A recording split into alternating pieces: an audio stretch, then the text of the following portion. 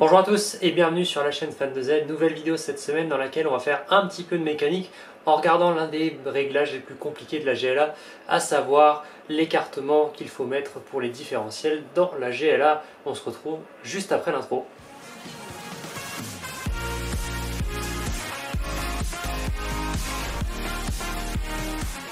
Donc, comme dit dans l'intro, nous allons aujourd'hui voir comment on s'occupe d'un des réglages, on va dire, les plus compliqués de la GLA, à savoir le calage des différentiels. Alors, qu'est-ce que le calage de différentiel déjà, premièrement?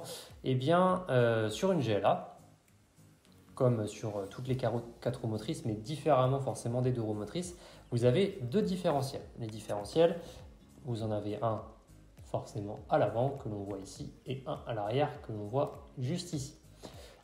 Ces calages de différentiel, pourquoi est-ce important et surtout pourquoi est-ce que c'est l'un des réglages les plus compliqués sur la GLA en tout cas. Pourquoi est-ce que c'est important? Déjà premièrement, si votre calage de différentiel est mal fait ou du moins pas super top, eh bien vous allez avoir un bruit qui est vraiment pas super joli à entendre, et aussi forcément un comportement où vous allez sentir que la voiture elle est freinée si le calage est trop proche, on va dire, ou au contraire un espèce de roue libre un petit peu bizarre. Ça, c'est quand forcément le calage est trop écarté.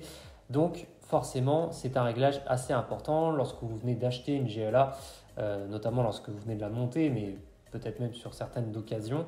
Le calage, c'est vraiment un souci qui est vraiment majeur, et à chaque fois que certains achètent des GLA et qui m'envoient des messages pour en parler, c'est vraiment le problème, on va dire, qu'ils ont, c'est ce bruit, c'est cette sensation bizarre dans les différentiels. Et donc aujourd'hui, on va essayer de voir, je vais essayer de vous mettre sur la bonne piste en tout cas de ces calages de différentiels. Là aujourd'hui, je vais vous montrer pour le calage de différentiel à l'avant, mais c'est exactement la même chose à l'arrière, c'est juste opposé, mais voilà, je vais vous parler de l'avant, mais c'est exactement la même chose pour l'arrière. Donc déjà, pour accéder à ce différentiel, eh bien, on va devoir premièrement démonter le bras d'amortisseur. Donc on enlève le bras, hop, on met de côté.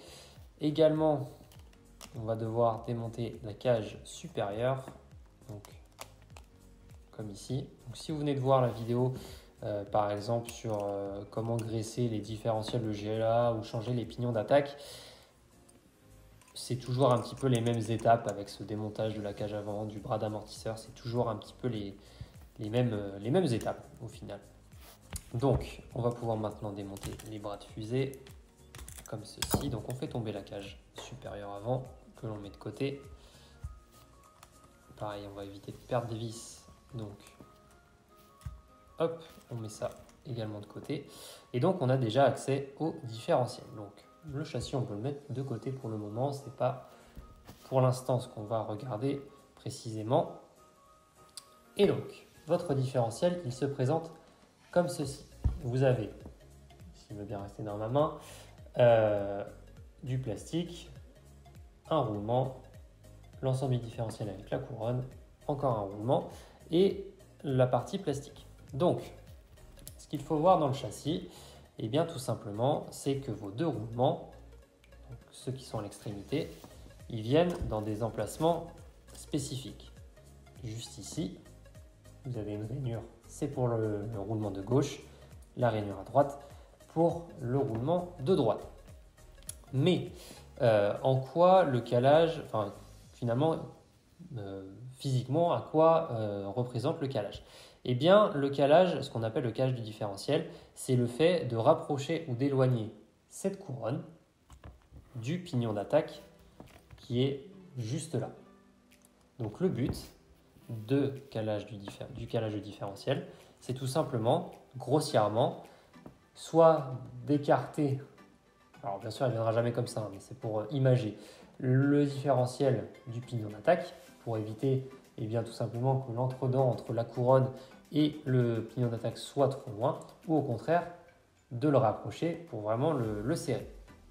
Pour ça, eh bien, il va falloir des cales. Ce sont des cales, alors il me semble de souvenir que ce sera des cales de 0,1, 0,2 et 0,3 qu'il y aura dans une GLA lorsque vous l'achetez.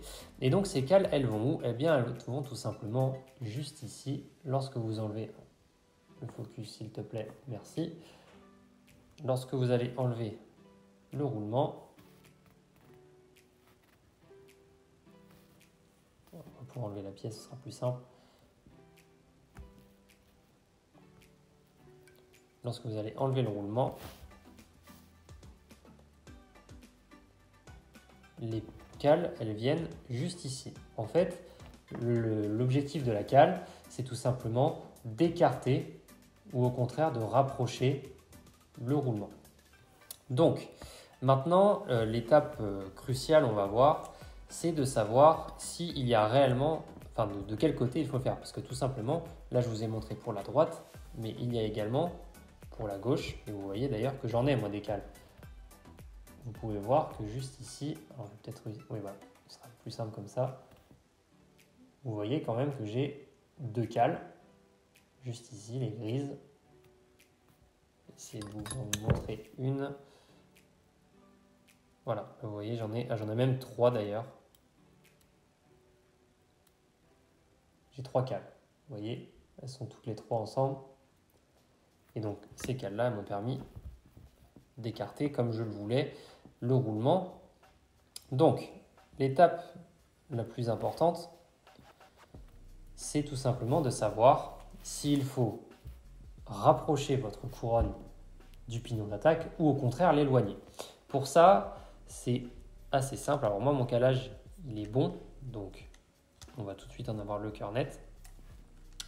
Pour savoir si un calage est bon, il faut éviter d'avoir un bruit strident lorsque vous tournez les ronds.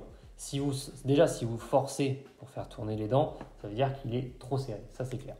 Maintenant, si en bougeant la couronne, vous voyez vraiment un mouvement très très fort, c'est qu'en réalité, vous avez un calage qui n'est pas assez, qui est trop prononcé et donc que l'écartement est trop prononcé, donc il va falloir rapprocher la couronne. Donc ça, c'est vraiment l'étape la plus importante. Alors, chose que je n'ai pas précisé, ça va être énormément de tests. Hein. Vous ne pouvez pas tout de suite vous dire, bah, tiens, il me faut 0,2 d'un côté, 0,1 de l'autre. Il va falloir tester petit à petit. Alors, ça va prendre, voilà, vous embêtez pas, ça va vous prendre toute une session. Mais au moins, quand c'est fait, ça ne bougera plus. Et donc, vous voyez, la couronne, moi, si je fais bien rentrer, la couronne, elle bouge un tout petit peu. Rien, vraiment un tout petit peu. À partir du moment où on commence vraiment à avoir un mouvement important, c'est que eh bien, l'entre-dents n'est pas super top.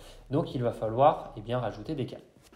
Si vous rajoutez des cales à gauche, vous allez rapprocher votre couronne du pignon d'attaque. Si vous rajoutez des cales à droite, vous allez écarter votre couronne du pignon d'attaque. Donc pour ceux qui sont en train de regarder en ce moment la vidéo et qui sont d'ailleurs en train de faire leur calage de différentiel, si vous avez vraiment une sensation où ça force, etc., c'est que votre entre-dent est trop proche. Donc il va falloir rajouter des cales juste ici pour écarter et éviter justement que ça force. Pour ceux qui ont justement cette couronne qui bouge énormément, eh bien c'est que vous êtes trop loin du pignon d'attaque. Donc vous allez devoir ajouter des cales à gauche pour rapprocher. Maintenant, dans les choses à savoir, moi ce que je propose, c'est déjà de voir à la main. Donc si ça force, vous savez qu'il va falloir changer, etc.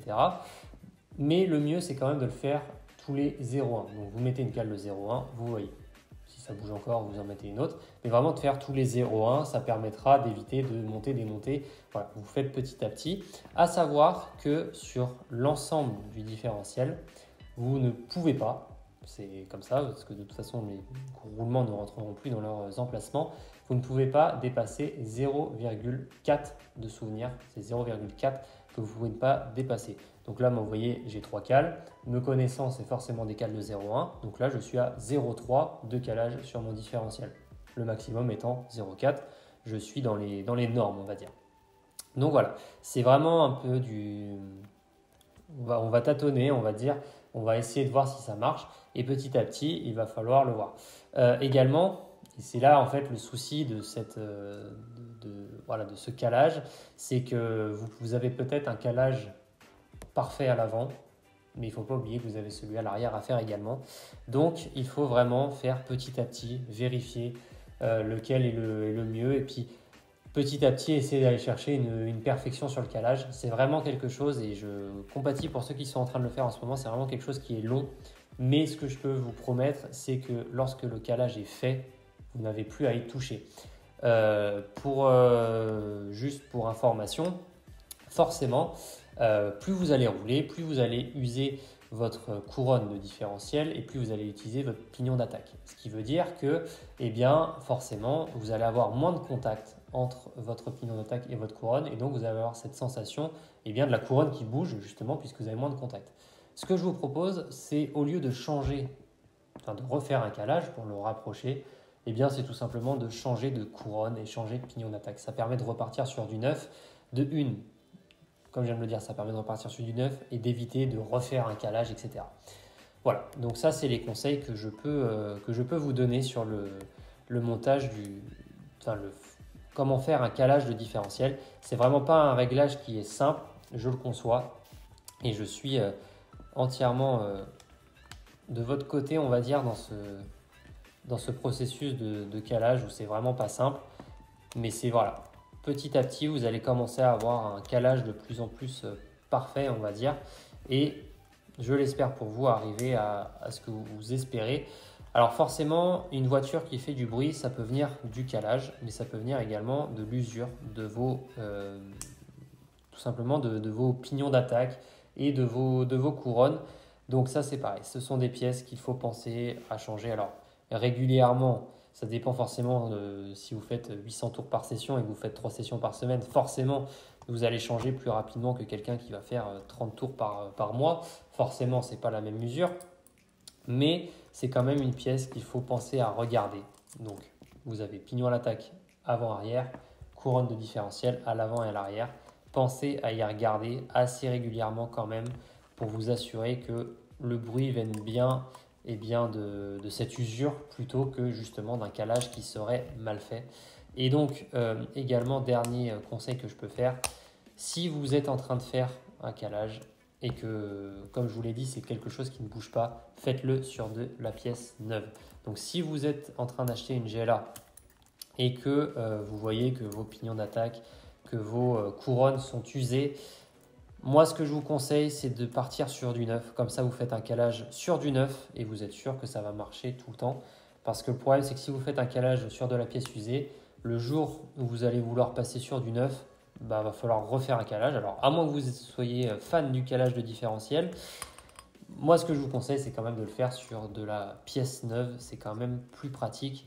Et au moins, vous pouvez aussi vous assurer que c'est bien le calage qui fait du bruit et non vos pièces qui sont trop usées. Donc voilà, c'est les conseils que je peux vous donner. Vous avez mes réseaux sociaux dans les commentaires si vous souhaitez que l'on discute plus précisément d'un cas qui serait peut-être particulier dans votre voiture. Mais voilà, c'est un réglage, faut prendre son temps. Il ne faut pas chercher à ce que ça marche dans l'heure. C'est quasiment impossible, surtout qu'en plus, ceux qui font le réglage de différentiel à la maison, pour moi, ce n'est pas la bonne solution. Il faut le faire en bord de piste parce qu'une voiture qui fait du bruit parce qu'elle est à l'arrêt, ce n'est pas la même chose que si elle fait du bruit quand elle roule. Donc, le plus parlant, c'est vraiment de la mettre sur la piste et puis de voir tout simplement si le châssis, si le bruit vient bien de quand vous roulez ou s'il le fait juste à l'arrêt. Et j'ai envie de dire, vaut mieux qu'il le fasse à l'arrêt plutôt qu'en roulant. Donc voilà, c'est vraiment quelque chose de très important, le calage de différentiel. C'est vraiment pour moi le réglage principal quand vous venez d'acheter une GLA, c'est le réglage à faire. Ensuite, vous aurez les réglages d'amortisseur, de hauteur de châssis, etc. Mais le premier réglage sur la GLA, c'est vraiment ce calage de différentiel à l'avant. Et n'oubliez pas celui de l'arrière également, qui est exactement la même procédure que celui à l'avant. Voilà, j'espère que cette vidéo vous a aidé dans cette quête de réglage de la GLA. En attendant, n'hésitez pas à vous abonner. On s'approche petit à petit de l'objectif des 1000. Donc merci à tous d'avoir regardé cette vidéo et puis on se dit prochainement, probablement dimanche prochain à 18 h. Sur ce, bonne journée à tous. Bye bye.